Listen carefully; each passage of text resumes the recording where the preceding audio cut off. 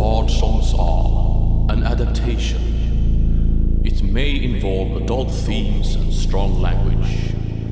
This is The Curse of Penance RPG.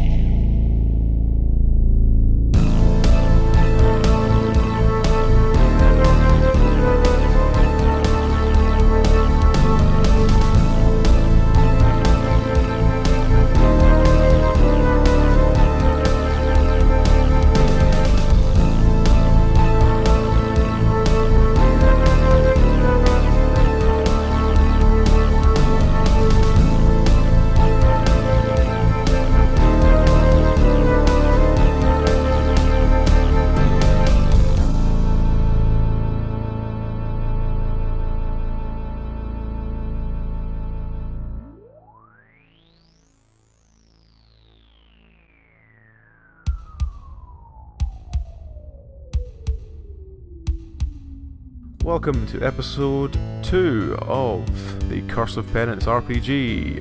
Who are you? Starting with Belry. Hey, I am not Belry today. I am Karen, a soccer mum and chain smoker. I have a wildly tacky mace and a range wagon crop top. Okay. Amy. Hi, I'm Amy. I'm playing Meghren. She's a human rogue, and I currently have 2 nice shiny daggers, which I'm really happy to stab things with because it's been traumatic so far. Okay. AJ. Hey, I'm AJ. I'm playing Ozmand, and last time I managed to acquire a bread knife and a black robe, so I'm one happy tiefling. Okay. Lexa. Hi, I'm Lexa. I'm playing Rosie, the human fighter, and I have a pretty sweet crossbow. Okay. And Matt. Hi, I'm Matt. I'm going to be playing Tubbs, and I have nothing except for 2 very, very severely bruised hands because apparently hands aren't lockpicks. And a dog who is called Simon or Jason interchangeably. I thought you had a stick as well. I threw that at the dog. Oh yeah, of course you I have a dog who is better equipped than me. did. So, what happened last week? Previously on The Curse of Penance RPG. Do we have to talk about last week? You have to give a brief summary. Osmond murdered a child with a bread knife. I didn't murder a child with a bread knife. The child was already dead, and you made me do it. It was a ghost, for clarification. It was a ghost, baby. We did not murder a child. Tubbs blew on a windmill that he entirely thought was a painting until he listened to the re-record and realised it was actually a statue. And we escaped a house that was crashing down with a massive jelly in the bottom that was trying to eat bits of people, I guess. Yeah, we threw a big flame into a pit as well, which caused an avalanche. Yeah, shit got weird. We're not making it as cool as we sound. We rocked up to a cool ghost house, solved a mystery, and then resisted the lure to join a weird evil cult, which Did we revolved around. solve a mystery? We I are remember solving a practically the Scooby Gang.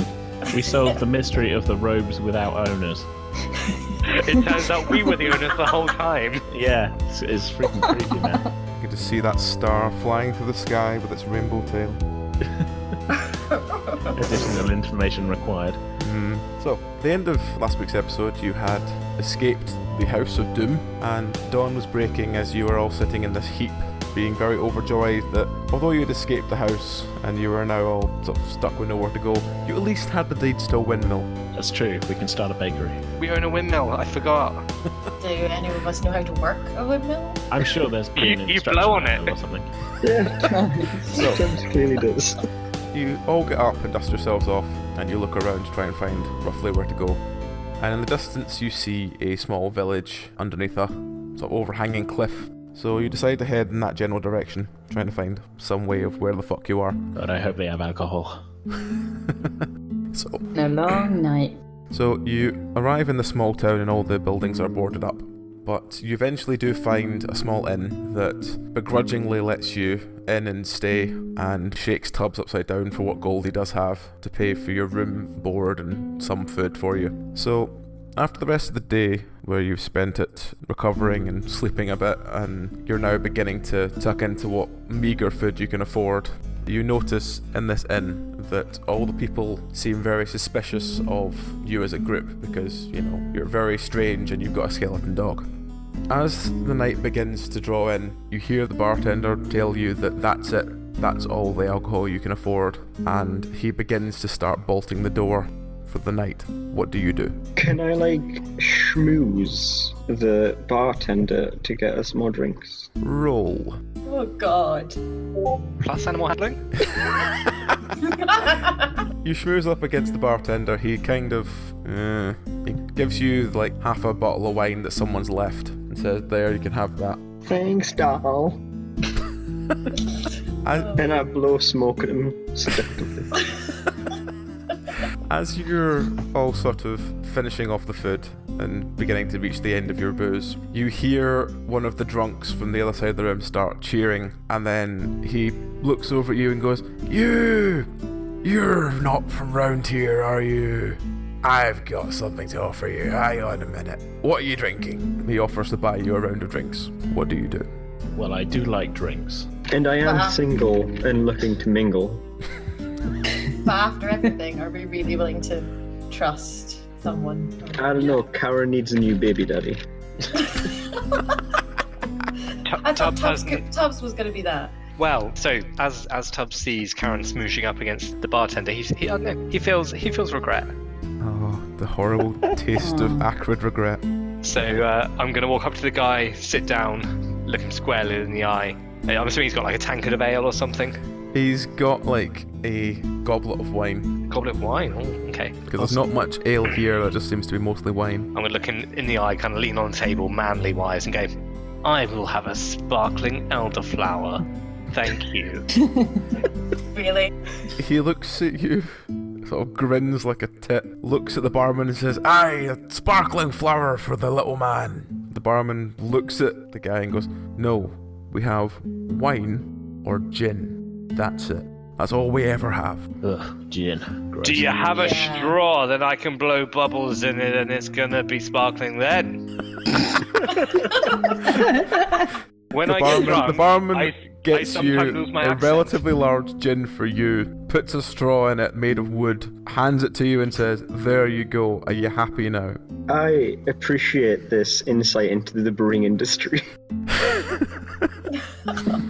So, after about 5 minutes, the barman has brought you several bottles of wine, and this drunk has dragged a seat over from the other side of the room and sat down. Cheers, mate.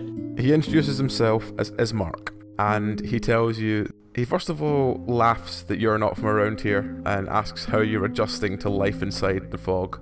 Pretty well. I got this neat bread knife. Wait, what do you mean, inside the fog? Well, nobody can leave. Have you not noticed this yet? Yeah, I mean, they do bolt at the door. I mean, it's going to be hard. No, mate, no. Outside, there's this thick layer of fucking green mist around. Oh, because of that yeah. bastard who lives in the big house who thinks he's a fucking magician.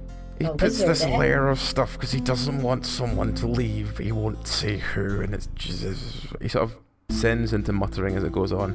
Tubbs thinks he's a fucking magician. After a couple of seconds, you kind of nudge him to kind of bring him back to the conversation he was meant to have. Yeah, I kind of poke him in the shoulder. And he goes, Oh, right, sorry. But you're not from around here, I can tell, because you've got the glow about you. Most people don't. The glow? Yeah, most people have given in to depression and drink. That kind of calm. He sort of gestures around the bar, and everyone around the bar looks basically broken people, slumped over bottles of wine and just the most unhappy you've ever seen anyone. It's times like this I wish I had my lute, could raise these people's spirits. I think you'll need a lot more than music to help lead these people. I don't know, I can shred pretty hard. I'm gonna side up to Rosie and nudge her and be like, and now I'm just saying, I'm a magician and I'm a property owner. Am I the bad guy? Is this my fault? I don't think it is you, since we've all been together the whole time. Unless, was that your haunted house and children? I mean, I don't think so, but one time I did forget that I had raised a skeleton army, and, well, they wrecked a lot of stuff, and it's... You know, when you've been drinking, it's hard to know what you did, and I thought maybe I destroyed a town, but okay, no, must not be me. That does sound like the actions of a bourgeoisie landowner. Do you remember anything about a green fog, Tubbs? Oh, well, I've seen some green fog in my time, but not like that, no. Tubbs is is now asleep. What to say was that?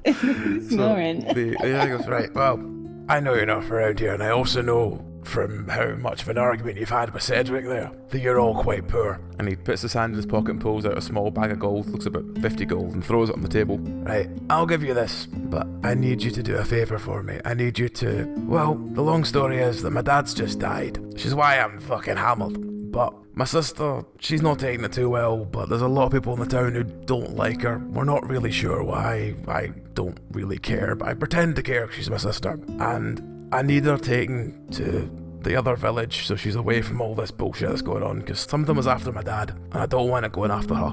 So, there's 50 gold. You take that, we can take my sister to other town. What do you think, guys? I mean, 50 gold, that buys a lot of alcohol. Well, bless your heart, you couldn't throw in a little more for me.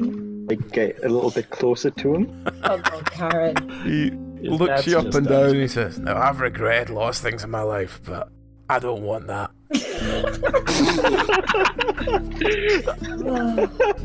Just for that, I'm kind of willing to hear him out and think about this.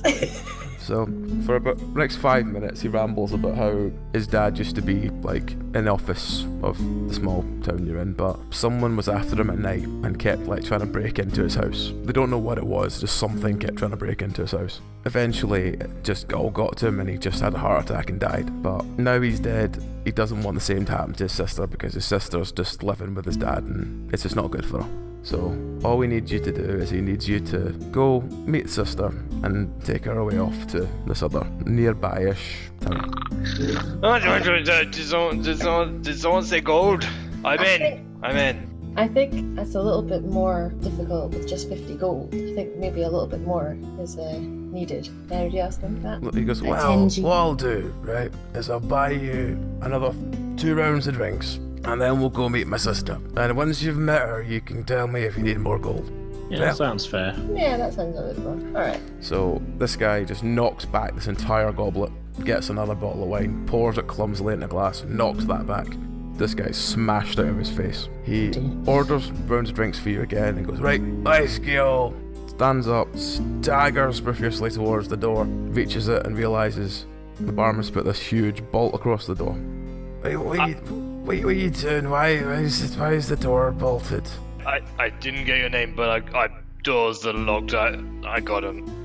I'm gonna try and punch it upwards. Okay, roll. Tubbs, don't. Don't try I'm and sure punch these it doors open. don't open upwards. Remember the last time. Oh, Tubbs smashes his fist into the deadbolt. You hear a sort of howl of pain, and Tubbs' hand is swollen even bigger. Oh, bollocks! We need some new gloves at this point. what did we tell you? At this point, the barman goes, if you go outside, I'm not letting you back in. It's the night time. Don't Wait. go out in the night time. I think he's afraid of the dark. I was afraid of the dark when I was a lad. Surely a big, strong boy like yourself ain't afraid of no nighttime. The barman just sort of goes, you're going out, I'm not letting you back in. It's your last thing. Do you want to go outside? Right, are we going to have shelter at your sister's place? The drunk sort of sways about and goes, of course you will. Somehow I don't believe that entirely, but we've got either 2 choices. We either leave or stay. The barman begrudgingly opens the door, and you all stagger out into the street, and the really cold night air hits you. I pull my robe around me to try and warm up. I don't think Karen has much clothes to pull around herself. I think we've got like peasant. Attempts to pull your crop top down. Karen does the down and up and down and up and down and up that you see with some things on nights out. Isn't Karen wearing a maid's uniform, if I remember correctly? Yeah, Yes, she she butchered is. it. She butchered it. She's Yeah, wearing she a very told us. short maid's outfit. Oh, she Britney'd it. Yeah. Yeah. Now, drunk guy, do you have a name?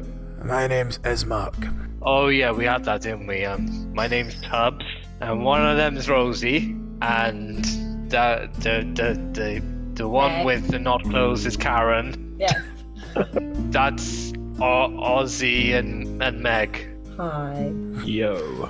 He sort of goes, well, great, it'll be good to meet you properly. So he staggers down the street in a vague direction. After a couple of minutes, you notice that all the buildings are not just boarded, but significantly boarded, as in, like, they've had several layers of wood pile It seems more structural than just trying to block the windows. And as you get down one street, you begin to hear this sobbing and crying coming from one of the buildings. What do you do? I'm gonna slip out my dagger because I don't trust it around here. Yeah, I'm gonna put on a brave face, but internally be freaking out. Now, don't worry. Karen's got kids. She can. Does it sound like a little girl? I think it sounds like a little girl to me. It sounds like it just sounds like someone definitely female that's sobbing. What are the odds we can meet two creepy girls in one night? All right. Karen, go and do woman things, okay? I'll meet you here.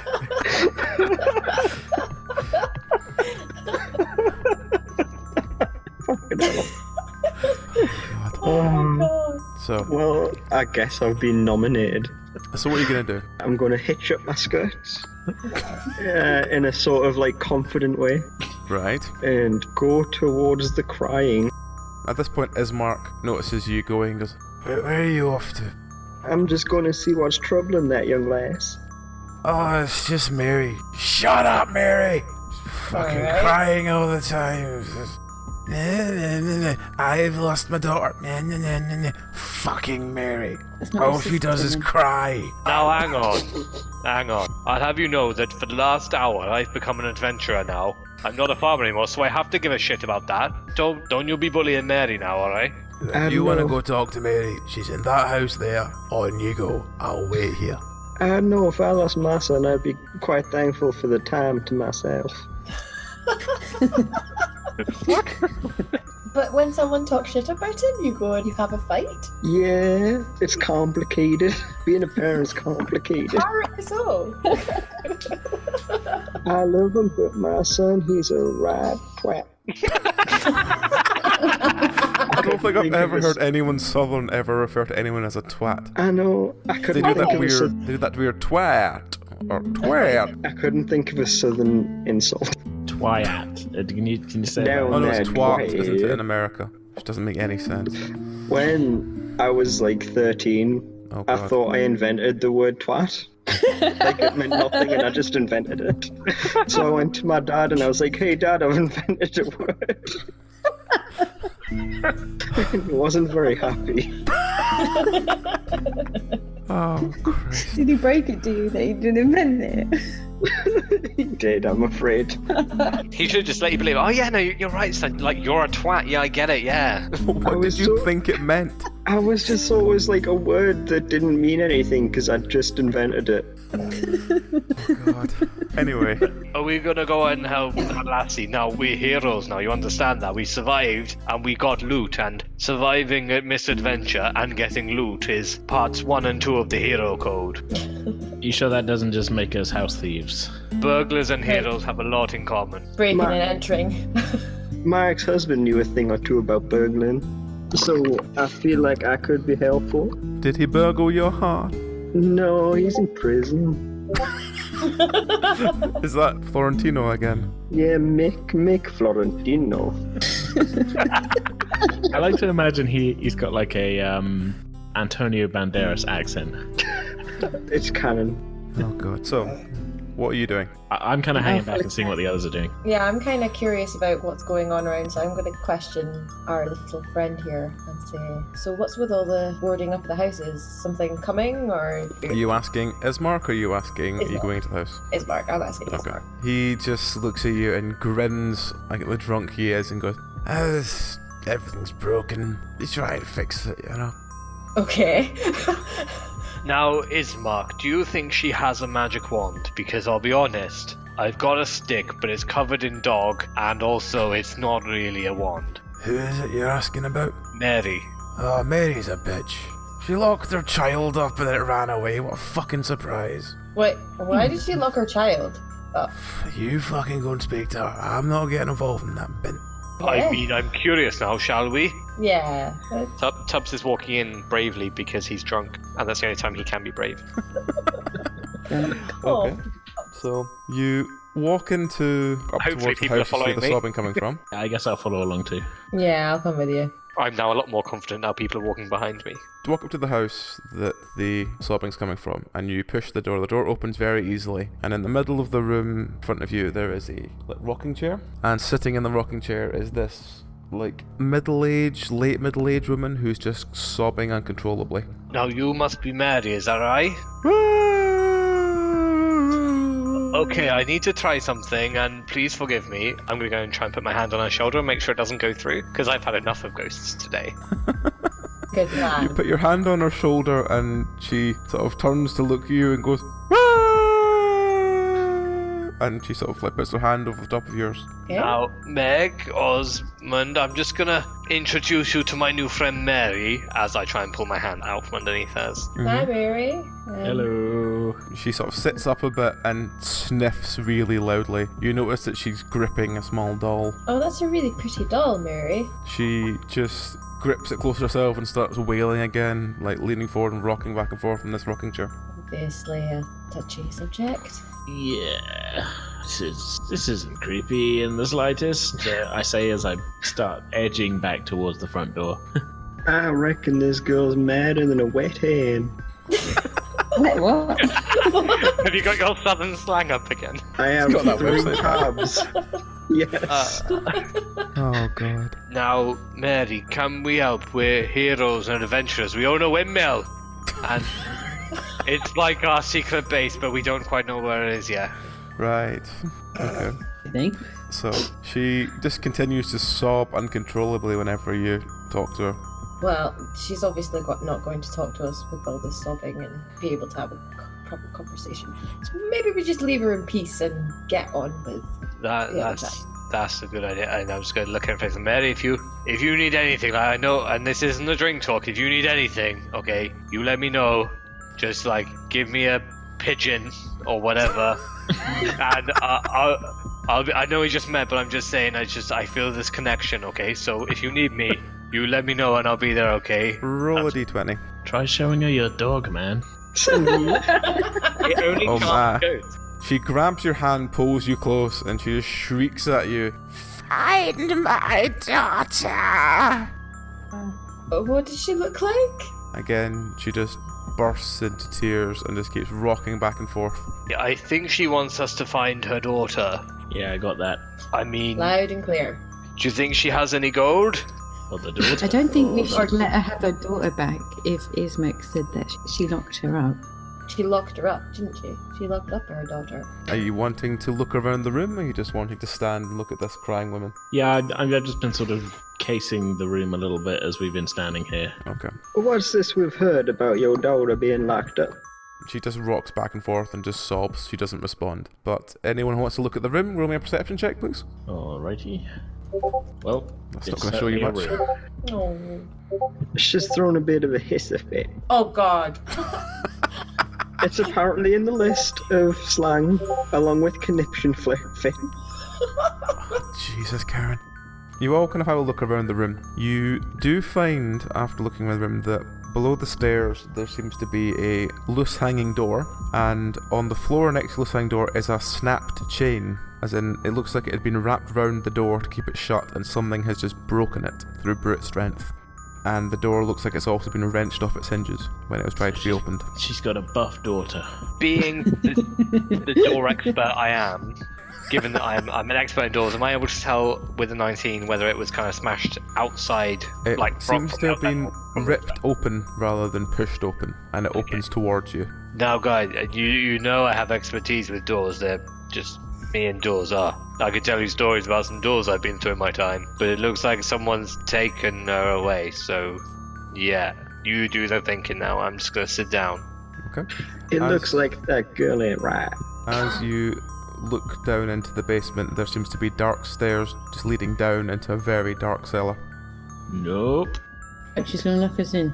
Well, she's Right, currently rocking back and forth and sobbing, so she's not exactly going to go anywhere. Also, the door's off its hinges. Oh, It's good. hanging off its hinges, and it probably wouldn't support wouldn't enough close. strength that you couldn't just kick it down easily if she did lock you in. Yeah. I think. If you want to go down, I'll keep a watch. It's okay. I'll stay up here and be brave. You go to the dark, scary stairs. Is there a candle or lantern lying around? There's a small lantern, yeah. Okay, I'm gonna take There's a small lantern on the cabinet next to the door rather than actually down there, but yeah. Okay, we're not gonna do this like a regular horror movie. We're going to take a light with us first. So. Okay. Have you got some matches when it inevitably gets blown out by a gust of wind? No. That's the horror movie mistake number 2. I think we'll be fine. None of us has been having teen sex. Well, there's always a turn. Us Karen. virgins. Okay, so who's gonna come with me then? Let's just get this over with. Sure. Yeah. That's Okay, yeah, Karen will go with. She's sick of that woman crying on. Will you hush your mouth? Before we go down. In the very distance, you can hear Ozmand going, "I fucking tell you."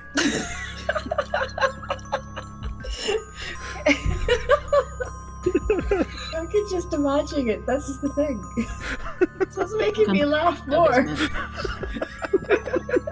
Okay, so you, Right. you descend down the stairs, and in the cellar, there seems to be a very small, roughly made bed, and it's obvious something used to live down here. Like, there's a simple bed with a simple blanket on the floor. The walls are covered in, like, score marks and tally marks and something, and there's a small diary. Okay. What do you do? Can I try and estimate how many score marks there are on the walls? Roll. Would this be a numeracy check?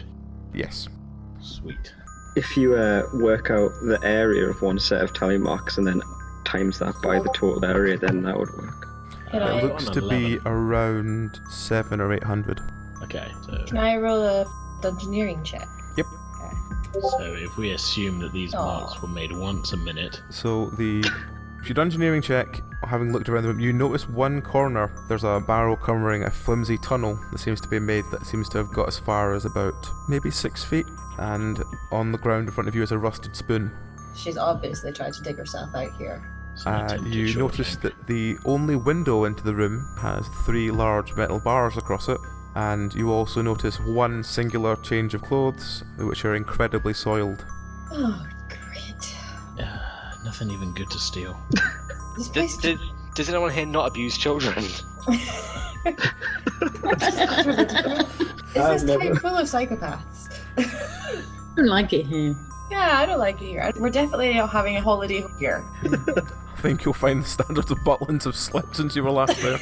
We're all going on a summer holiday. Never What's that been song to by? Butlins. Cliff Richard. Was it Cliff Richard? Yeah. Yes. Well, apparently I'm a mother, so I guess I would like Cliff Richards. I was going to cut that, I'm going to leave it in now. Karen strikes me as a Josh Groban type. She's a Bublé fan. Oh yeah. Oh, He's a that- lovely boy. Nah, I feel like she's into country music. I don't know, just fits. Same. No What are hanging you doing fruit. now? Okay, so the girl's obviously tried to dig herself out. She's I don't know. Is there anything in the barrel that's covering the tunnel? No, just you look into the barrel. It seems like it once maybe contained food, but the food is long gone. Tarnish. How do you That guys was a think bit she teased. escaped? So something ripped her out of here, but she wanted to escape anyway. Win-win. Maybe she's happier where she is. Made her super strong. Mm-hmm. So what I now? get back upstairs. Okay, so you come back upstairs. There's still the sobbing woman in the middle of the room. That's really about it. What are you gonna do? Tub's Okay, up yeah, the whole no. time trying to console her with like various things that look like handkerchiefs that you can find. I'm kind of annoyed because why was your daughter like chained up downstairs? Why? She stops, looks at you, and says, "How else do you protect them?" Well, the dude at the bar just has a bolt on his door. Yeah. I mean, you might have to give him a good hiding once in a now, but locking him up's a bit much. I just want to say that I do not condone giving children a good hiding. This is merely roleplay. So, anyway, what are you doing now? Rosie's gonna ask Mary, her daughter escaped. She looks at you and says, "She was taken from me." Do you know who took her? Again, she just descends into sobs. Is there anything else in the room, or is there another room? There's elsewhere? barely anything in the room. There's like some very old food that looks well past its eatable date. Eatable date? Edible date. And yeah, there just doesn't seem to be that much. All you hear is just this continual sobbing as this strange old woman keeps rocking back and forth in a chair. When was your daughter taken? She says 2 weeks ago. Oh, well, then she's probably dead by now. That's what the police say, isn't it? Yeah, first 24 hours.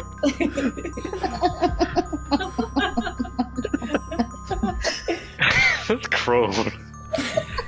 Tell Tell that to the police.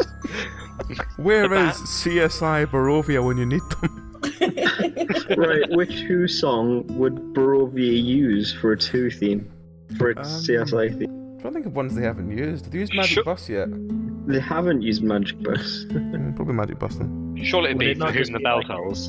A really like gothed out cover of a Who song. Yeah. What was that one that the guy, he was like from Limp Bizkit or something, and he did a Who cover? And it was really Limp shit. Bizkit. What Was was that not it? Behind Blue Eyes? Yeah, and it was really shit. It was Behind Was Blue that- Eyes of the Who? Yeah, was that Limp Bizkit? Yeah, Behind Blue Eyes was the I Who. remember that song. I Yeah, remember. Do you know- they probably used that in CSI Barovia.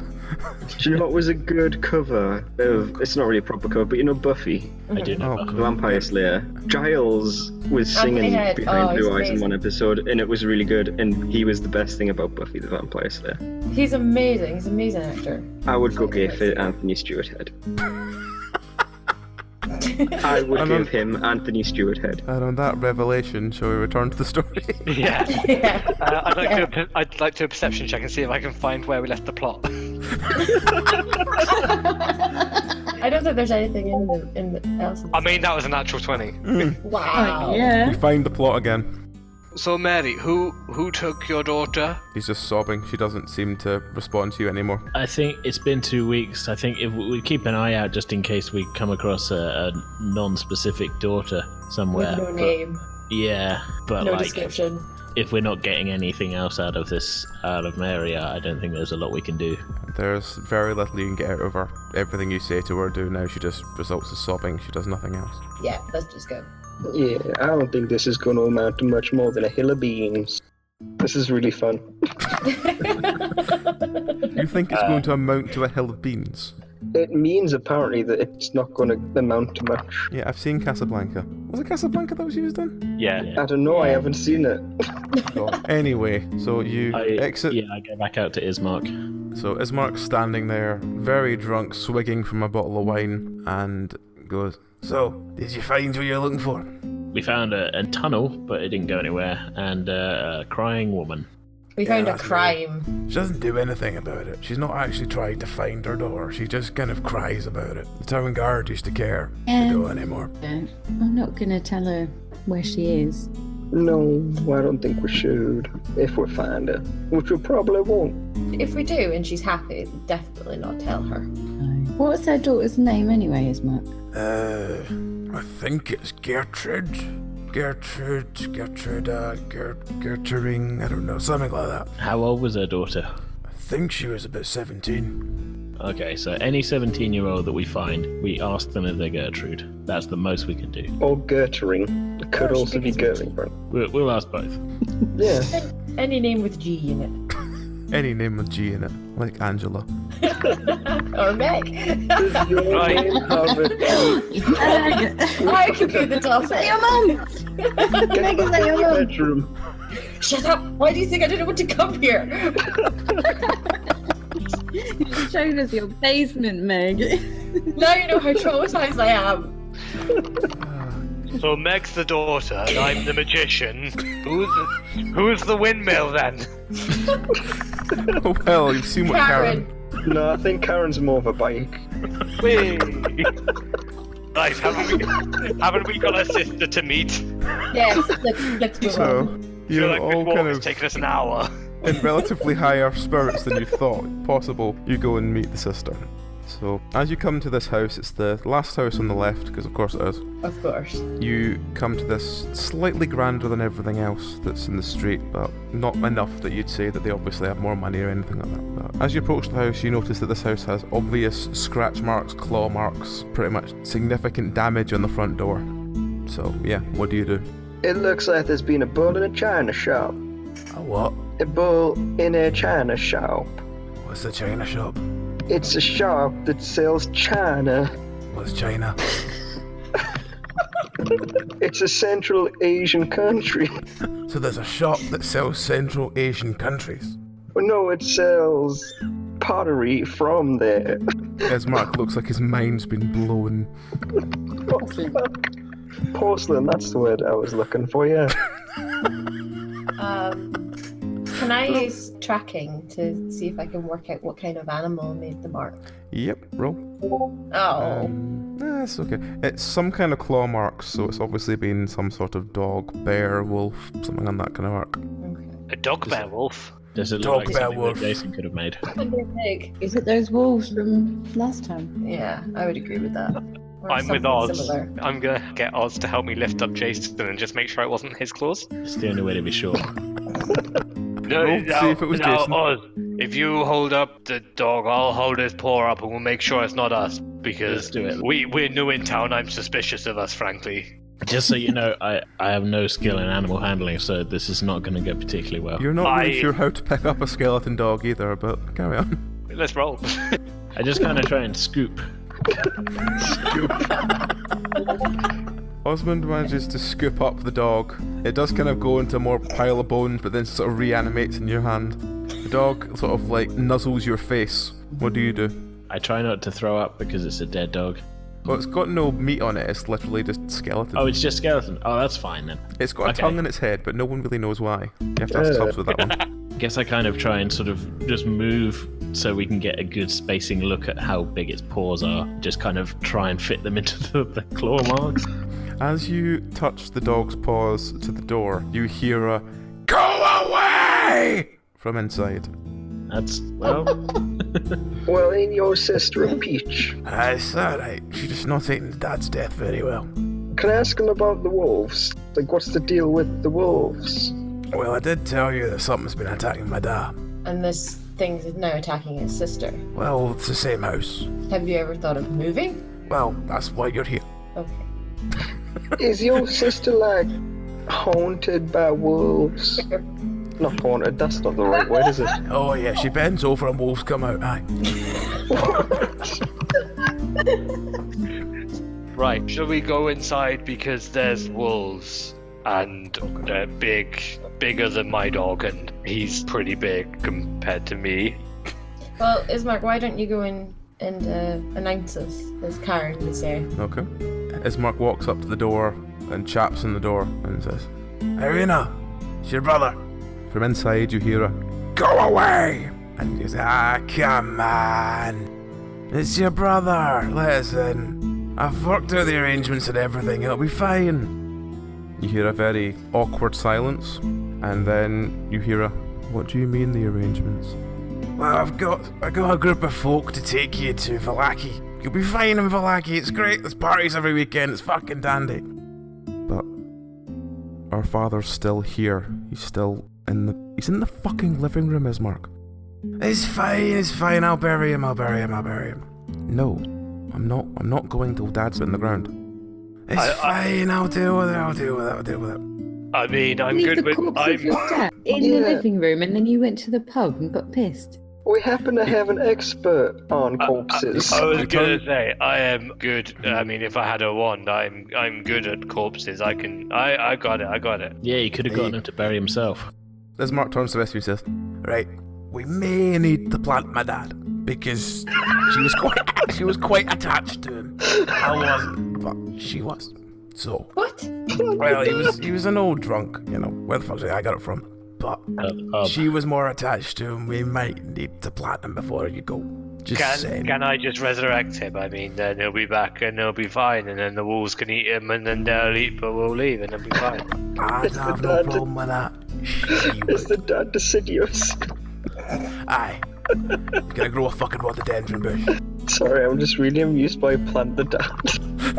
I think this is a Scottish term that no one else uses, so fair enough. Oh, it's a regular everyday term.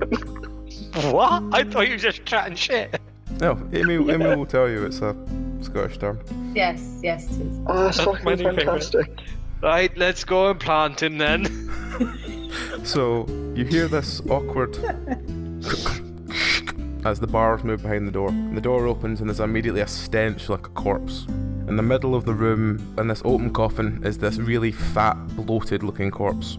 And he's like, yeah, see, the problem is, dads don't keep well when you keep them in the fridge.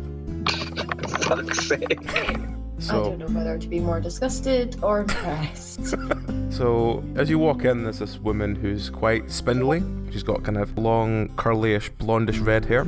And she looks at you all with a sort of uneasy eye and goes, well, I guess if my brother has paid you well, I imagine, then I guess I'll pack my things, but I want to make sure my father has a proper funeral before we leave. I'll help you pack. It's fine, I'm very, very good with corpses. I'll say so many nice things. Was he a fan of any sports ball teams I can reference or anything? Look, yeah, the local one, what's the sports ball team? The Barovian Brawlers, there you go. Excellent, I'll make sure the wine didn't. She goes, no, I want it done properly. I want the priest to do it. I don't want this done in some back alley thing. And Ismark sort of goes, oh, no fucking Donovich. Yes, Donovich. So the brother kind of groans loudly and starts raking through the cupboards to find another bottle of wine, as the sister looks at you and says, look, please just take my dad, take him to the church. Priest will bury him. By the time you've gone and come back, I'll be ready to go and we'll go. But I'm not leaving till he's in the ground. Would it help to know that I am a fully ordained priest and I'd like to roll to lie to her about being an ordained priest? She looks you up and down and goes, you're not a priest. And if you are, then we've gone harsher times than I expected. Not much confidence in you then, Tubbs. I'll be in the car. In the range wagon. I'll be outside. Come get me when you're ready. Rethinking your life. She tells you that she'll be ready and waiting if you can take the coffin away. So the brother comes back, having found another bottle of wine. He's swigging from it again and says, right, I guess we're going to meet Donovich again. Fucking Donovich. So between the lot of you, you pick up this coffin and start waddling out of the room.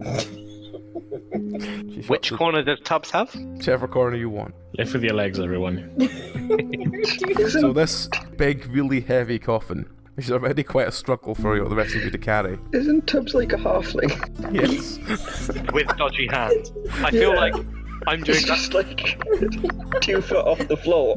Yeah. I feel like I'm doing that thing where like it looks like I'm helping, but actually I'm taking none of the weight. Well, Yeah, so we're all long as we're not delivering it. shouldering it, like, Tubbs, you can stand at the foot and just have it kind of rested on your head. The rest of us can kind of be like, we'll just be around it. I Yeah, do Have that. a respectful funeral. Where at Tubbs' end it dips and everybody's just glaring at him. Worried he's going to get made shorter by it. Speaking from experience, people, we don't want to do our backs in carrying a coffin. This is much more complicated than my method. You just gotta bring them back and then it's fine. You don't have to pay funerals or anything. Although priests don't tend to like it very much because it messes up their idea of the afterlife a bit. Okay, so we're shouldering this coffin. Okay, so you sort of shuffle out of this room and she shuts and bolts the door behind, and you follow the very, very drunk Ismark, who's just continuing to like guzzle wine, and you stagger towards the church, which is on a small hill. As you get closer to the church, you realise the church is also covered in these scratch, claw, and damage marks in the front. What do you do? Do I recognize any kind of iconography on the outside of like what god it's church to or anything? It just seems to have a wooden sun motif. Right, okay. But I don't recognize it though. No. Okay. You know what he died of? Ismark With a heart slurrily tells you it was a heart attack. Oh yeah, he did mention that. Or so they say. Tough to prove. What about this guy? You don't seem to like this guy, priest, very much. I'm not gonna ask Ismark. Well, are you wanting to ask him anything, or do you Yes, want me to sorry. tell him about the church? So, Ismark, you don't really seem to like the priest. Oh, What did you say his man. name was? His name's Donovich. Donovan. He's just... I don't like him. I can't fault it. I don't like him. I've never liked him. Since I was a kid and we had fallout, never liked him. What His kid was a happened? real piece of work. Oh, his kid. I thought you meant when you were kids. Oh, when I was a kid, he hated me too, but his actual kid is also a piece of work. So, Right, let's plant this motherfucker and go, 'cause gold. So much respect. Well, I mean, it's just a waste of a perfectly good body. I mean, we could use a couple of people right now to, carry No, our bags. Carry a and coffin. open doors for us. Exactly, if we resurrected him, he could carry himself. You have no respect for the dead. I have lots of respect for the dead because I employ them. Does anyone else employ the dead? No, I don't think so. Is this That's some respect. Is this like That you some do, sort wouldn't of weird affirmative action?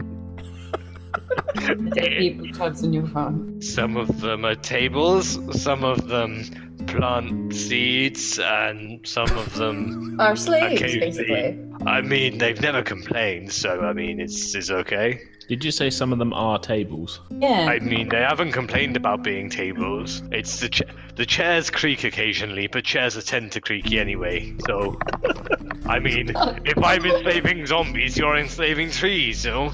I'm just like, Exactly, are they a table? Are they like contorted, stiff, or have you just Zombies are very flexible and they listen. I don't beat them. I'm not cruel to them. They appear to like doing what I tell them. I think slavery's a terrible thing. well, I'm pretty sure that living furniture is a fetish. Oh god, not another kink shaming. It's not kink shaming. I'm just saying it's a fetish. Some people are into that. I assure you, since my grandpa and my wife died, my grandpa's not relevant to this story, but I've got no interest in zombies, I promise you. Never mind, let's belly this guy. Anyway, so are you asking him anything else before you get to the church? Just, is there anything else we need to know about this guy other than him kind of being a dick? Oh yeah, one thing. He sort of looked like he's trying to work out how to tell you, and he said, you know what, I'll let him explain. And he just carries on. So you reach this dilapidated looking church that's seen far better days, and the outside is covered with these deep slash marks and claw marks, and it's like this church has definitely been attacked by some creature. But despite this, it's still glowing quite brightly, and there's lots of candles inside that are all lit, because you know everyone's got 5 billion candles. So you reach the church and you bang on the door, and you hear a very elderly caretaker go, "What is it you want?" We're here to bury a dude. "What? We got some dude. The graves are outside." Yes. We need you to say some priest things. We need a you to funeral. conduct a ceremony. That's the one. You need a what? I forgot the word. A funeral ceremony. Oh god. Are you all alive? Except for the dog, yes. You And the better be corpse. alive or I'll And the hit you with my coffin. shovel. And you hear the door being unbolted, and a very elderly man wielding a large shovel stands in front of you, as if he's probably not strong enough to swing the shovel, but he's at least going to try. Hello. Dude, this is heavy, so if you don't mind, can we put him down somewhere inside? He gestures you inside, and as you walk in with the coffin, he bolts the door behind you and takes his place on a old wooden chair. You sit the coffin down at the sort of vestibule area, and you see in front of you there are doors on either side of you. There are 2 doors on either side of you, and straight in front of you is a set of double doors that lead into a big church, like lots of pews, and then there's a pulpit and stuff like that. So Ismark begins to sort of stagger forward, and at this point, can everyone roll me a d20 please, because you hear a scream. Oh dear. Natural 20. No, I don't, apparently. Right, so you hear this scream, and Ozmand immediately goes, "What the fuck was that?" I do hear Ismark that. turns round and says, "Yeah, that's the thing he's gonna explain to you." And he continues to stagger towards the priest. What do you do? The scream came from the door closest to the big door that you came in on the left side. I get my crossbow ready. Yeah, I pull I'm out gonna my, draw my I pull out, I've got, I'm most proud of my bread knife, but I did pocket a ceremonial dagger, so I pull that out. But I apparently didn't hear anything, so I guess I'm just rolling up another cigarette. Karen's Oh, too yeah. busy rolling her cigarette to care. I'm gonna stand behind everyone who has a weapon. Okay, so are you following Ismark as he sort of meanders his merry way towards the priest? Or are you going to talk to the guy at the door? Or are you going to investigate the scream? Investigate the scream. Yeah. Karen, can you just keep an eye on Ismark? We're gonna go check out another scream. I'm sensing a pattern here with screaming and crying. It's an abused child. I'll lean up from one of the candles that I'm lighting my cigarette on. And sure thing, honey. Karen's just puffing this thick black smoke. I suppose I'll stay with Karen then. Keep an eye on Karen. Okay. So I'm gonna follow the investigation crew. They might need my corpse knowledge. True. I blow smoke at the priest and like, so is this one of them abstinence teaching religions? the priest is way ahead. Like, Do you mean the the priest is about a grave good 50 meters away. The grave And digger Ismark's then, about so- halfway between you and the priest. I blow smoke at nothing. So, what's the investigation party doing? Creeping forward, Investigating. Scooby-Doo style. Okay. You reach the door that the scream came from. What do you do? I kind of nod at the other members of the investigation squad and sort of count down from 3 to 1 on my fingers, and then I pull the door open. Do you go on 1 or do you go on done? I go on the Phantom Zero. Right. Okay. Tubbs goes on 1 and walks into the door. You barrel into the room. The only thing in this room is a trapdoor in the middle of the room that has been securely fastened with what looks like a silver chain and a very large, thick padlock. Can I make a demonology check to see if I see any specific relevance in the silver chain? Yep. Can I join in that check with my plus something? Yep. So, you check the chain. The chain seems to be completely silver, as in blessed silver. What does the scream sound like? Like a young It person? sounds like a or- sort of like teenage, early 20s person, but you can't tell gender. I whisper through the hatch, Gertrude! Are you 17?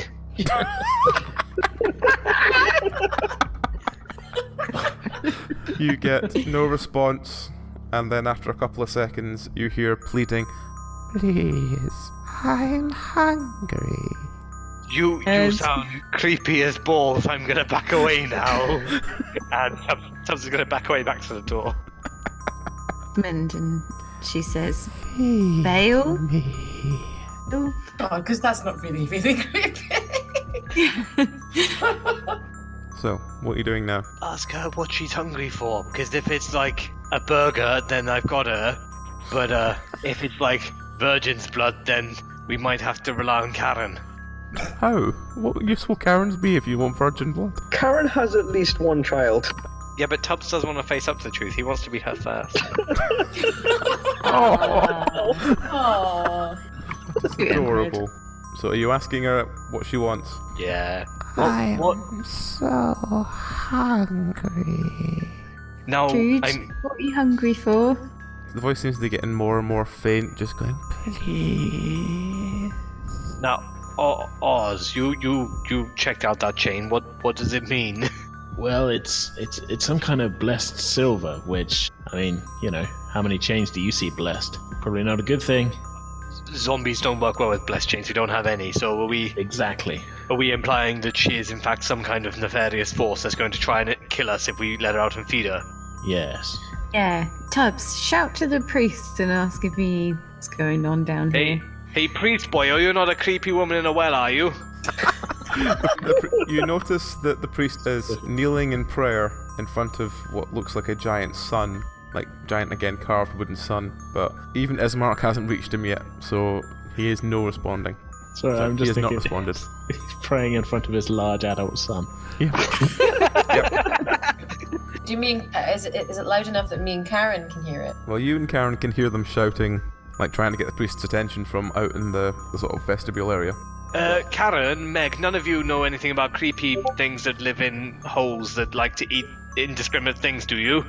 No. No. That's such a distinct question. It's oddly specific. I mean, Tubbs has an intelligence of 8. He's a smart boy.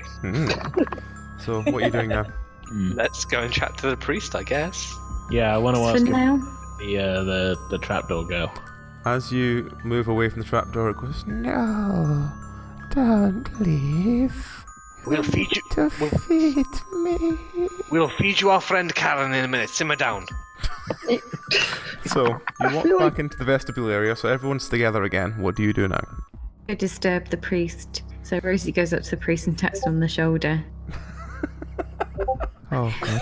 So, you all kind of walk up the middle of the church towards where the priest's kneeling. As you get close, you hear Ismark say, "Donovich, it pains me to say this, but can you please plant my father?" And the priest goes, "Nope." Christ, what an asshole. Oh, Right, he is a dick.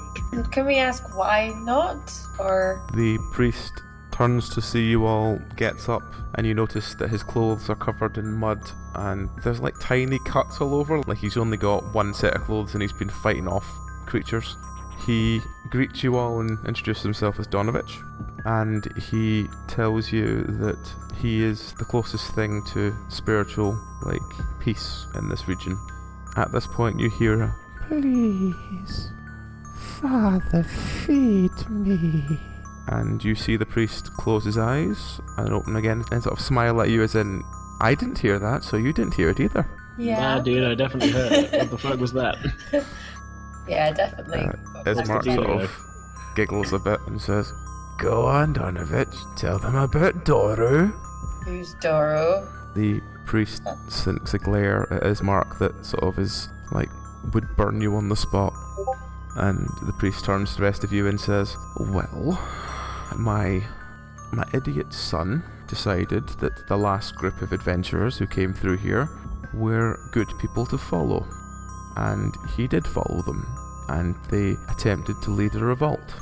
All of those adventurers were killed, and my son was returned to me in less than perfect form. Like a zombie? Because, I mean, I know someone who could take him off your hands. I've got a zombie guy who could take him and just, Make him into a table. That's a very high station, actually. The priest looks at you and says, No, we don't believe in such things as normal, everyday people, but he is cursed. Well, we ain't no adventurers. You don't have to worry about that. Nope, we're just passing through. I mean, we're criminals. I mean, we're You're two-thirds criminals. adventurers. That was not said. That was not in character. We're Shut up, Karen. We're one damsel in distress away from being adventurers because we've been into a creepy building, taken the loot, and then my growing up Ladybird book of adventures said that there was that, taking the loot, and then rescuing damsels in distress. If you know one, we could become full-time adventurers. To be fair, we did walk away from a woman who wanted us to bring back her daughter. Yeah, but she Presumably did. was a damsel in distress. I've just turned off the quest notifications, but it's still there. Remember, your quest log can store 20 quests. The priest again looks at you as if he's not sure what to make of you. But what happened to your son? I told you, he is cursed. I meant more I am wait- specifically. I am waiting for the Lord Almighty to give me inspiration on what I should do. Why is his voice all high and creepy? Why is he hungry? At this point, you do hear it. Yes, Father. Tell them. You not Let been them hear what a good father you've been. you not been feeding your boy? The priest again closes his eyes and opens again and goes, Right, my son is cursed, and I refuse to kill him, but I also refuse to feed his filthy habit. It's an Then you abomination did it. in the sight of the Lord. You know, if you don't feed people, they tend to die. Then You're the lo- condemning him. Then he will die a clean death. I mean, my cousin Sharon, she starved to death, and it wasn't us.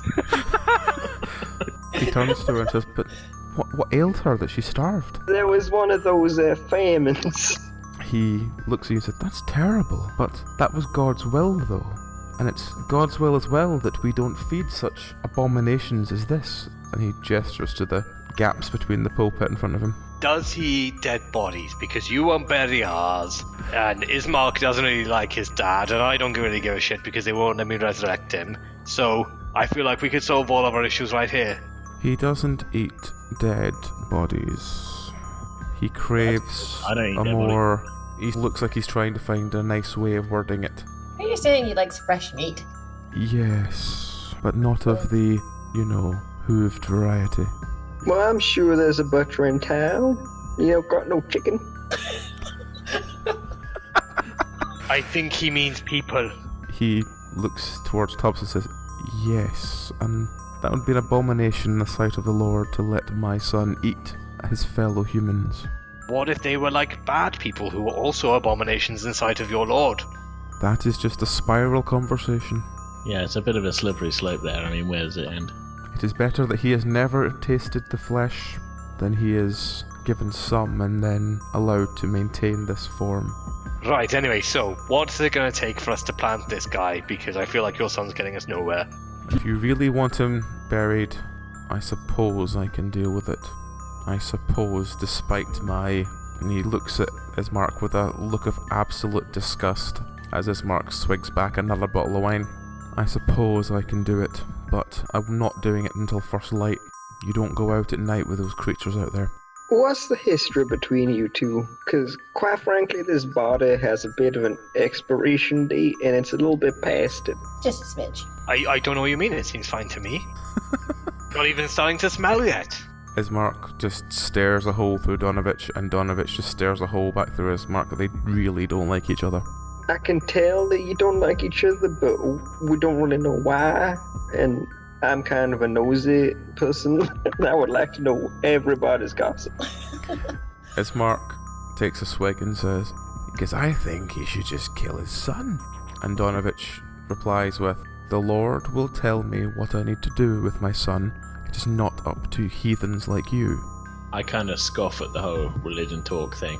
It's not Ozmand's deal. Yeah, Meg's the same, and it doesn't bother me.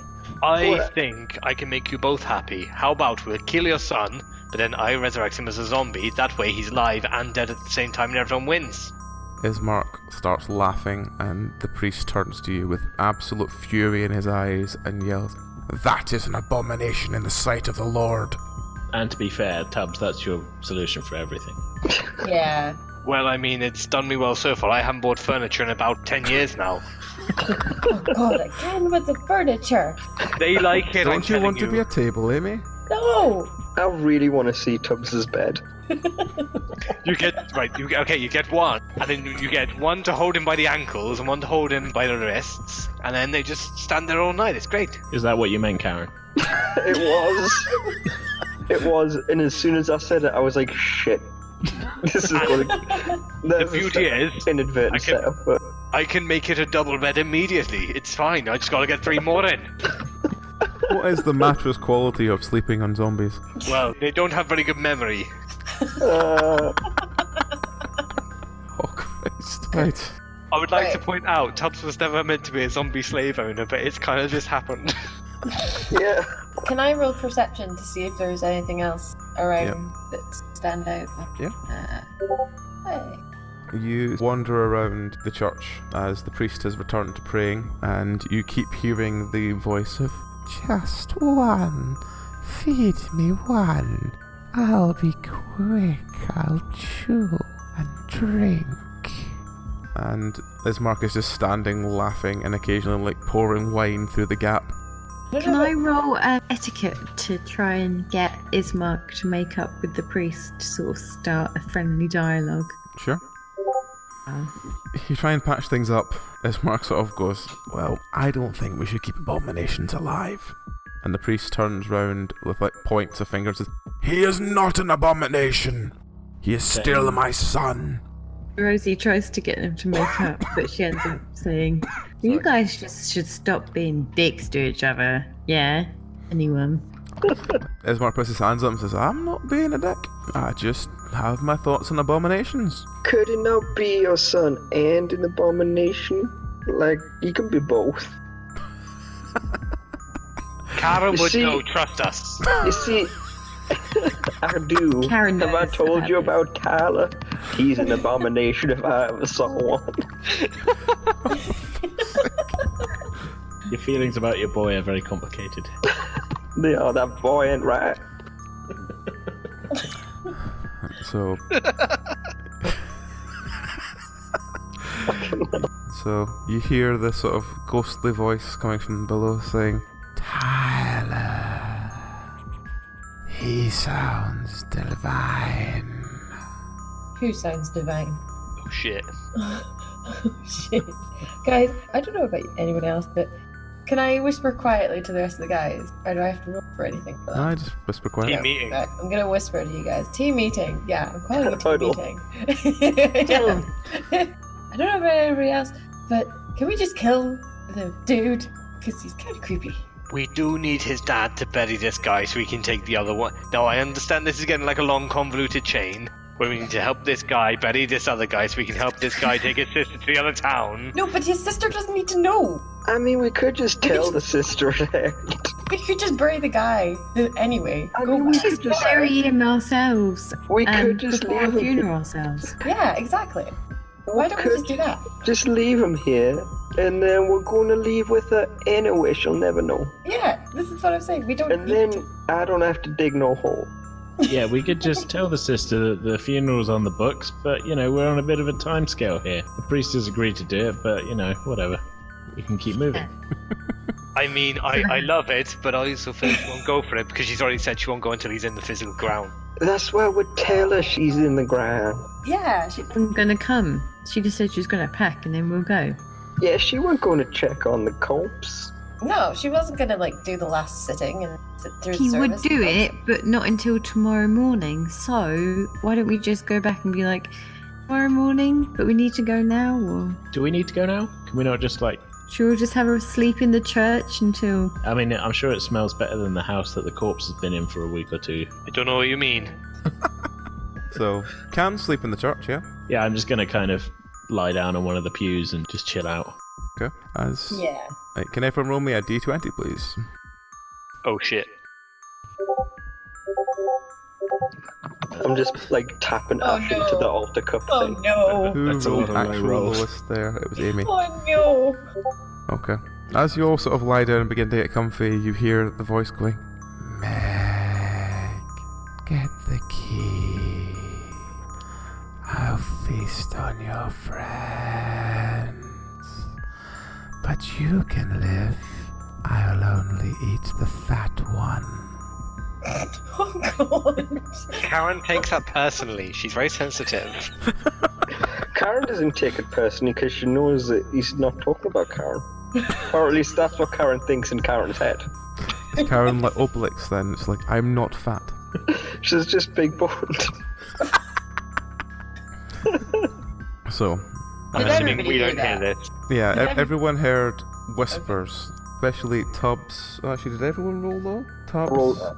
Osmond, and Karen. Everyone apart from Rosie, it seems, heard this whispering voice trying to convince them to open the gate and let them out.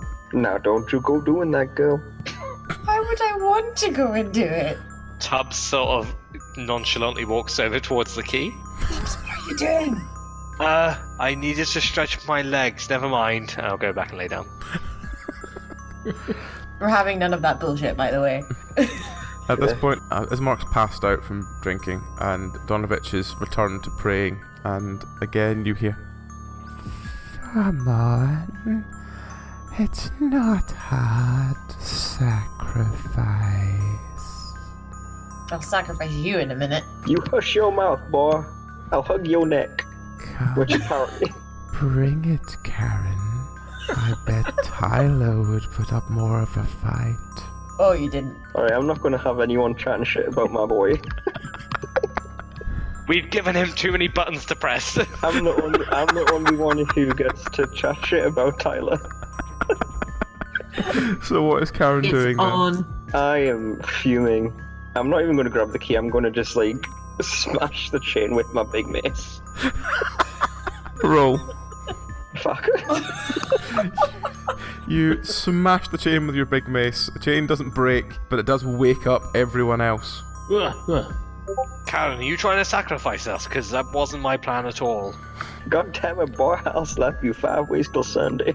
I shout down the bloody, at the sun. The priest stands up and immediately goes, What's going on here? And starts running towards you. I'm disciplining your boy like his mama should have. The priest tells you to get away from that. It's not for your eyes. Can I block his path? Yep. Because I'm assuming Karen's already at the... Well, Karen's trying to break the chain with her mace. Well, I'm going to try and block him and be like, Karen, this is probably not the best idea. It's probably not the best idea. Tyler. Shut up, you! Nobody check. Tyler. Nobody chats shit about my boy. So, what are the rest of you doing now? Meg is desperately trying to hold back an irate priest, and Karen's trying to break a chain. I'm gonna have a look around and see if there's any kind of magic wand or staff or something I can steal. I'm going to try and stop Karen, because I don't think she's thought this through. I'm gonna roll etiquette to try and calm down Karen. Okay, let's done. roll. There we go. You try and calm down Karen. Karen is determined she's going to try and get through. At this point, Karen. Ismark appears from somewhere going, Good! He's been sitting on this fucking chair for the past, 6 months. He won't do anything about it. He's not gonna magically get a cure. The boy needs to die. Whoa. 6 months? Aye. How is the boy still alive? Because he's cursed. So he's probably been transformed some way. The priest just looks with burning eyes and says, "No, the Almighty will give me an answer. He will. It's just taking time." What if? Actually, I'm not going to contribute because I'm being stealthy. Never mind. just shouting from some corridor. What if he keeps his wand behind the altar? I say as I look behind. So, what are you doing now? Karen, he's just trying to bait you, okay? So that we'll release him, and then he's gonna kill all of us. So please calm down. Don't you go using your big set of words on me. I'm gonna teach this boy what for. I bet Tyler didn't play that well. Tyler's a goddamn star at sports ball. I bet he was substituted.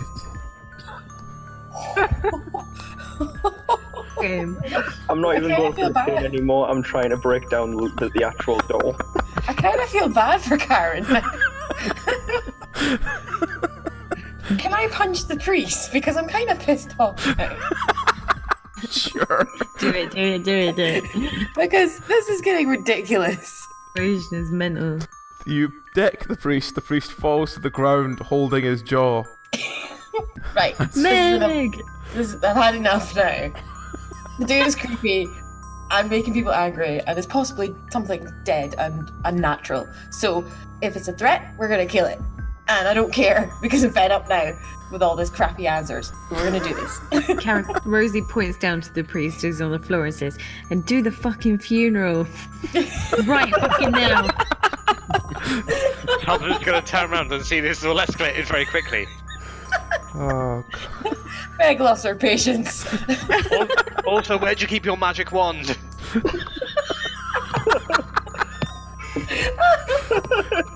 the priest looks over and goes, "We don't have any magic wands. We're a church." But you believe in something, so you've obviously got some kind of you might have some trinkets about that are sparkly. Well, For a magic This is boy a over robbery there. now. This is a robbery. Give us all your sparkly things. They have a holy water basin, but it's full of cigarette ash now.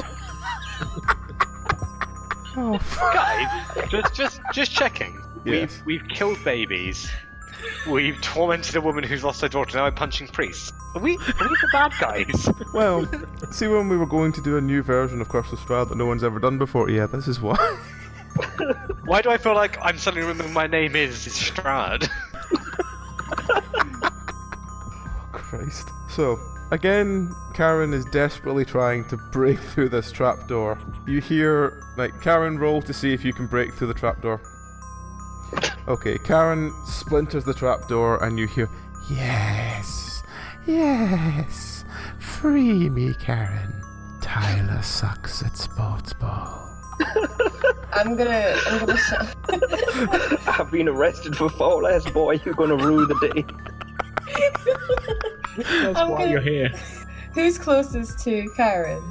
Possibly you or Rosie, I think. You're really okay. Tubbs is the Right, way I'm looking gonna- at I don't know what Ozmand's doing, but I Tubbs is the kind way of looking said I was around the going to try altar. and stop. I said I was going to try and stop Karen, so I guess it's kind of either me or Rosie.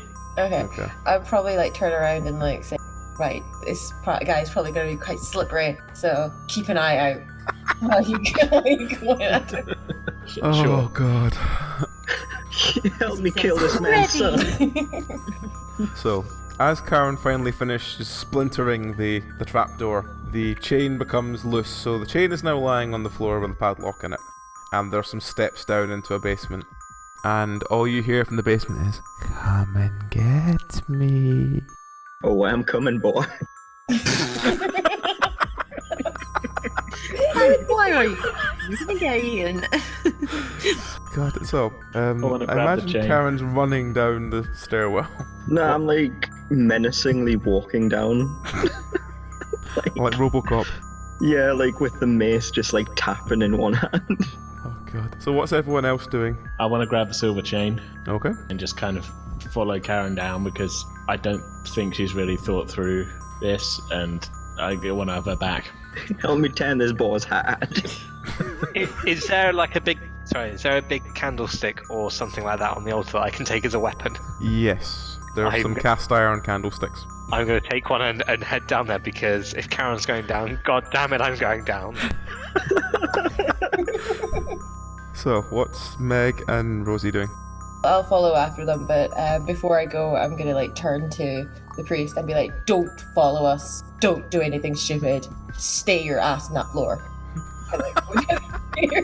Look out, your funeral books. Exactly. Get started on that funeral. Yeah. Start exactly. digging holes. Dig 2. So, you descend down the dark stairs into the cellar. In the cellar is like a long, narrow corridor, which seems to open out into the room the same size as the church itself, with lots of like stone pillars all around. So, you're currently in a very dark, kind of foggy, smoky room, and you hear something moving around in here. And on the breeze, you occasionally hear a, "It's time. I'm going to feed." Wait, boy. I'm gonna beat you like your daddy never did. Time to get daddied.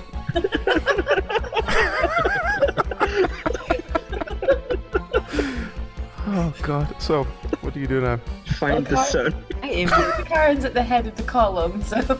Okay, so you walk all through the narrow corridor and you're now all standing in this big, as I said, smoky-ish, very poorly lit room. What do you do? Panic. Seen it? Assume defensive positions. Can I'm back to back with someone. Can I roll a tracking? Sure. I want to start menacingly swinging the chain around like I'm some kind of 1980s New York gang member. Sure. Okay, so you notice that whatever it is definitely in the back left corner. And as you move towards it, you notice 2 glowing red eyes in the dark. Get over here, let me see that face before I ugly it up. Whatever it is rises up from the shadows, and it looks very thin and lanky, and it's got really long claws. It's like humanoid, but instead of normal fingertips, they seem to be like claws of at least 3 or 4 inches, and it seems to be clicking these nails and licking its lips, and it looks at you and says, "Karen, Karen, Tyler's gonna lose his mommy." What do you do? Just like completely without any sort of like warning or saying, I'll just go right for his face. Roll. Yep, you just crack him right in the face with your mace. That's how He we didn't do really back home, expect boy. you to just jump at him and swing. So you've cracked him in the face, he falls over, you hear immediately like, as in like one of his teeth's been dislodged. And Karen. he squeaks on the floor beneath you going, "Ah!" What do you do now? No marquee rules here, boy. It's a good old-fashioned beating. And I just start kicking him in the ribs. Standing down starts playing in the background. Oh, for fuck's sake. I'm gonna shout to Ozmand. Ozmand, can you try and? Is there maybe a way that we can like restrain him with chains? I can try. I kind of try and jump. Oh no, it's tough because Karen's like wailing on this guy. Karen is wailing on him, but you can probably tie him up. Yeah, I'm going to attempt to tie him up in between like Roll. Karen's hefty blows. Who sucks at sports ball now? Right, Oh no! You get close, you get smacked in the face by Karen's back elbow. oh fuck! Just Karen. Can I see this going down and make an attempt to help Oz and... Okay, roll. Yeah, I was going to say, can I help Do I add Tyler anything down? to this? As Karen is basically going full crazy on this demon. Oh No, god! you also get. Sorry, that was Rosie. That was me. Rosie also gets clattered in the face by Karen's backswing. Yeah, I'm gonna try and help. And Tubbs kind of goes, well, how? Oh, Meg gets clipped as well. Tubbs is going to walk up. Tubbs goes up and goes, Karen, we want to tie him up. Karen just Really is want to bloodlust. hurt me. Karen has got proper bloodlust, and You realise at this point the only way you can convince Karen to stop swinging like the mace in one hand, her feet in the other leg and stuff like that, so it's like a ball of death, is to tell her, Karen, you know that ankle lock they used to do in the wrestling? You should totally do that. So Karen picks this creature up and starts screaming she's going to break its ankle, as this poor creature now is like, ow! Stop hurting me! This fucking elbow drop. Karen is basically doing elbow drops and an ankle lock on this poor creature. What is everyone else doing now that they've sort of got room to work? I'm tying it up. And hey, Karen, when I was looking for a wand, I found a packet of cigarettes on the altar. Far away. So Let's see what Karen loves more. let's see, what does Karen love more? Deep breath. The creature turns to you and says, yeah, Tyler said you'd give up that easily. Like, actually, Shut up, you little turd. Karen with a crippler crossface. Yep. Karen goes full like fucking Rings of Saturn on him. So, what are you all, the rest of you, doing now while Karen is pretty much death matching this poor remnants of a creature? Do we tie the creature or Karen up here? I can't tell. I'm checking to see if my nose is bleeding. Wiping the blood away. I'm gonna attempt to get the chain around this thing, or is it already around it? It's already around it, it's pretty much tied up. Okay, Karen, I'll give you a pack of smokes if you stop beating the shit out of him. So just a Also, weird sentence. Tyler is kind of shit at sports ball, and then I kind of run. Roll to see if Karen chases you. Is that gonna be an etiquette? No, it's just natural roll. That's Karen sick. catches you and Karen starts spanking you. Oh, oh Christ. This escalated quickly.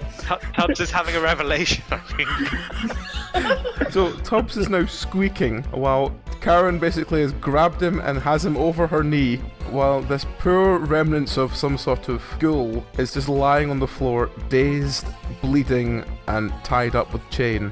What are the rest of you doing while Karen distributes justice onto Tubbs? Trying not to watch. I'm gonna lean down, well, crouch down to this little girl and just smile at him very nicely. I'm gonna use etiquette and see what information he's got, I think. Okay. My idea, I was going to say, should we kill him? Thanks for your help, guys. Tubbs and Karen can take care of themselves. I don't want to be a part of that. I don't want The sports ball rage. Just let them work it out. Yeah, that love story is for them, not for us. Yeah.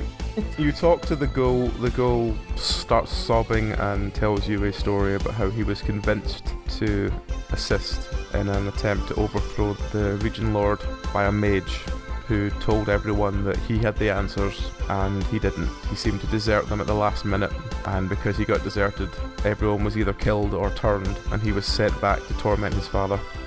That's pretty messed up, man. Yeah. What did your father have to do with it? Was he part of it? Well, where else could I go? Good question. Without a map, I don't have an answer. So the ghoul continues to sob, and then you just hear a "Kill me." From the ghoul, was that? Yeah. Okay, we waited there for a second. We can kill you. Be killed with a dagger, a mace, or a bow. Oh, what happened to a black? So I assume that Tubbs has stopped receiving discipline from Karen. Karen walks back over, still quite angry as Tubbs is Maybe literally we should limping. ask the priest first and say he wants to die, maybe?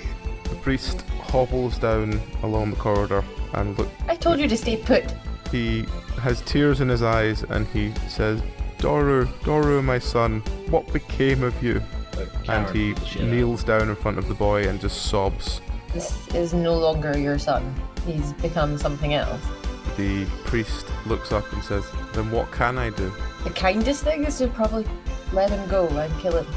Maybe the answer you're waiting for from your god was us. I mean, we don't know how we got here. It was a very weird set of circumstances, so maybe we are that answer. He looks at you and he said, no answer would come in that dress. And he looks at Karen. The Lord works in mysterious ways, I guess. I just wipe off some of his son's blood.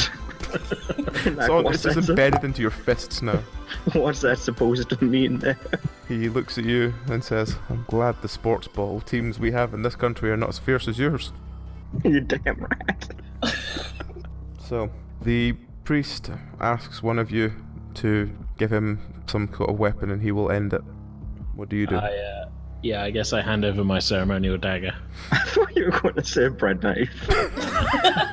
Yeah, kill your son with a bread knife. Yeah, we don't want it to be easy. Plus the bread knife's probably blunt, so it's not going to do a really good job. Depends what you use. That's a really good soy noise. So, the priest takes your dagger, puts his hand under the chin of the creature, tells it he's sorry, and then stabs the dagger into the creature's throat. The creature gurgles for a couple of seconds. Thank you. And then just slumps into a pool of blood. The priest pulls the dagger out and throws it across the room and says, kneeling on the floor, holding the bleeding corpse of his son, what do you do? I go retrieve my dagger. Seems like a good time to dig a couple of holes, huh? Shut up, Karen! To be fair, I think she's right. If we're going to have a funeral, we may as well have two. Yes, but you don't have to say it right now when he just stabbed his son. What? Timing? Really? I mean, I think we've established that I don't really get the etiquette with dead people. It's a more blurry line for me. I mean, he'd make a smashing coffee table, I guess, if that's what you mean. Oh, God. My respect for you, Tubbs, is already low.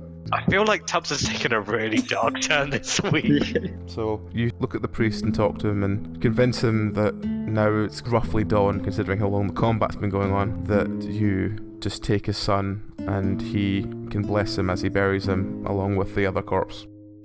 As you get back upstairs, Ismark has found the blessed wine supply and is sitting on a small case of wine, guzzling bottles of wine. He offers you bottles of wine each as you come up the stairs. Fucking yeah. I feel like I could do with a bottle of wine and a cigarette. Do they have any holy sparkling elderflower? Of course not. He again just looks at you really confused and says, no. So, dawn is broken, you drag the coffin of the father outside and the body of this strange ghoul out, which begins to sort of evaporate in the sun, leaving the silver chain behind. Well shit, I guess you didn't need to dig that hole after all. The priest seems distraught, but he also seems like he's kind of got closure.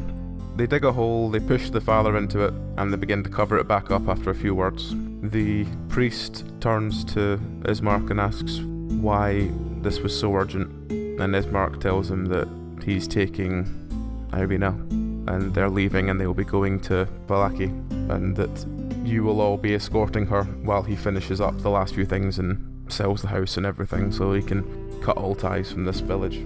The priest in return goes, well, if you don't find sanctuary in Vallaki, there's always the Red Abbey. And Ismark responds with, yeah, but Vallaki has parties every weekend. I'm looking forward to that. Also, we own a windmill if need be, just...